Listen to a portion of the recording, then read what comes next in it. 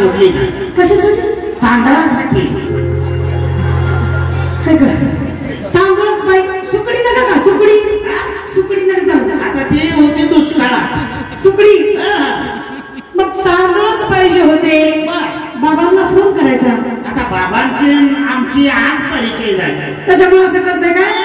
मी म्हणलं आशीर्वाद द्यायला कुणाला बोलवायचंय. चांगलं म्हणले का नाही मी? बरोबर आहे. हा मूर्ख माणूस काय म्हणला माहिती का? कोण? मी मूर्ख आहे का? ही मूर्ख. अहो मग ती म्हणलाय माझ्याकडे हात करताय तुम्ही. म्हणलं आशीर्वाद द्यायला कुणाला बोलवायचंय. हो मूर्ख माणूस म्हणतो. काय? अहो जमिनी एकाची वहिवाट दुसऱ्याची. का बरं? ह्यो म्हणलाय मला सांगताय तुम्ही हात करू. ही मूर्ख माणूस काय म्हणला? मला तुझ्या आईला बोलव. माझ्या आईला वर बोलवायला जावं लागलं. मंडपावर. मंडपावरती काय कावळा आहे काय? झाडावर. काय माकाड आहे काय? मग जायचं कुठे सांगा ना. स्वर्गात. मरायचं सांगू नका. घाम फुटला काय? मग काय तर घाम मरायचं म्हणजे घाम आला मला. अहो त्याचं जर बोलवणं आलं तर कोण थांबणार आहे आपल्याला? अहो पण मी 120 वर्ष जगणार आहे. अरे बापरे. मग मला माहित आहे मी कधी बघणार आहे ते. मग आमच्या संध्याचं आयुष्य तुम्हाला लाभलं. नको मला. लय जगायला कंटाळा आला मला याच्यामुळं. काय म्हणलं काही? अहो मला आडवा बोलला तो. अहो ते काय बरगाडीत बोलतो. आई म्हणलं की माझ्या तळपायाच्या मस्तकाला जाते. बरोबर. पण आई तुमच्या इतकीच नाही.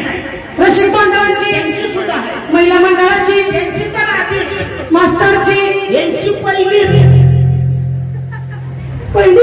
आई म्हणजे जगाची जगन्माता तुळजाभवानी. ती अंबाबाईला म्हणते बाई.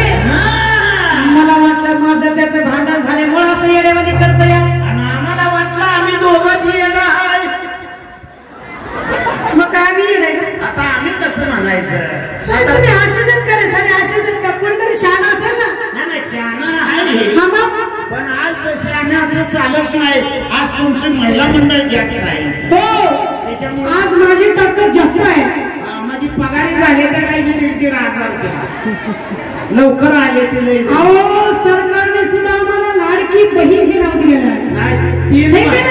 आणि म्हणून तर मला 3 भावाची आणि गाडी म्हणून गाणं म्हणत होते. कोण? आता तुमची महिला मंडळ. मग म्हणणारच ना ज्याचे खावं त्याचं गावं. नाही बरोबर. इमानदार माणसे आम्ही. खावावी भाकरी त्याची करावी चाकरी.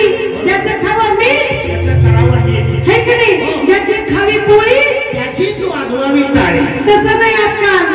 आजकाल कसं ज्याचे खातात मीठ त्याला खड्ड्यात टाकली. असं झालं. ज्याचे खातात पोळी त्याचीच करतात होळी. जगाची जगरूड बदललेली आहे. जन्म देणाऱ्या आई बापाला आश्रमात टाकाय निघली का नाही? मग मला सगळं शाहीर अशामुळे वेळोवेळी तिचा धावा करावा लागतो. नाही करा की अजून पगार वाढत पुढल्या महिन्यात.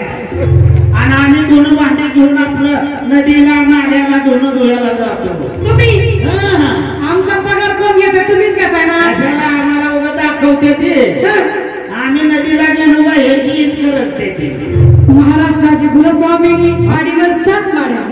माडीवर माडी. माडीवर 7 माड्या. माडीवर होता पलंग. पलंगावर होती गादी. गादी होती उशी. उशीवर होती कवशी. कवशीत होता चहा. चहात पडली माशी. करंजा गेले काशी तर मी धरते एकादशी.